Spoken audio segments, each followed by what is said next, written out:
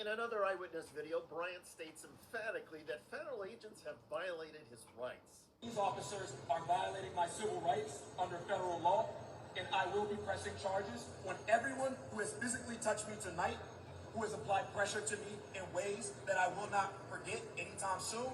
This is tragic.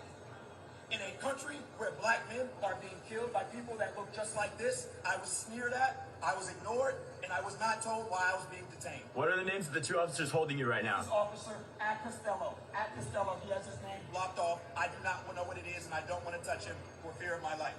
This is an FBI agent who I do not know. Aren't they only allowed to hold you for 10 minutes without charging you? They are trying to manufacture evidence. I do not have a magazine in my weapon because my magazine is in the trunk of my vehicle, which they would have known if they would have asked me.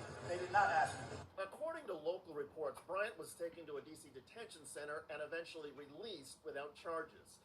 But legal experts say the arrest, placement in handcuffs, and refusal to be told the reason were all clear violations of Bryant's constitutional rights. Morally, the federal actions are even more infuriating in this case, given Bryant's reported history. Well, more on that in a moment, but first, there are multiple indications that Donald Trump's federal police in Washington, D.C. are playing fast and loose with constitutional rights, especially in the search for weapons. Headline: Federal judge slams the lawlessness of Trump's D.C. takeover. Federal magistrate Judge Ziam Faraqui is not happy about Donald Trump's authoritarian takeover of Washington, D.C., and the resulting disrespect for basic constitutional rights. Yesterday, in his courtroom, was the case of Torres Riley, a black man charged with unlawful possession of a firearm. Riley was on his way to a Trader Joe's when stopped by law enforcement, who searched his bag. Judge Faraqui called the search so obviously unconstitutional that a high school student would know it's illegal. And it's irrelevant that the search turned up a gun when the search itself is unconstitutional. The police are out there looking for everybody, and it seems they're looking for people that look like you, Faraqui said to Riley. You can't go into a grocery store without getting stopped and illegally searched.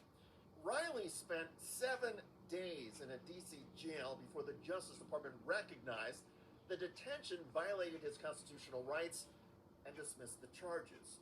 Judge Faraqui blasted the federal prosecutors for arresting Riley in the first place. Quote, lawlessness cannot come from the government. We're pushing the boundaries here. We're beyond the boundaries, and something is going to have to break.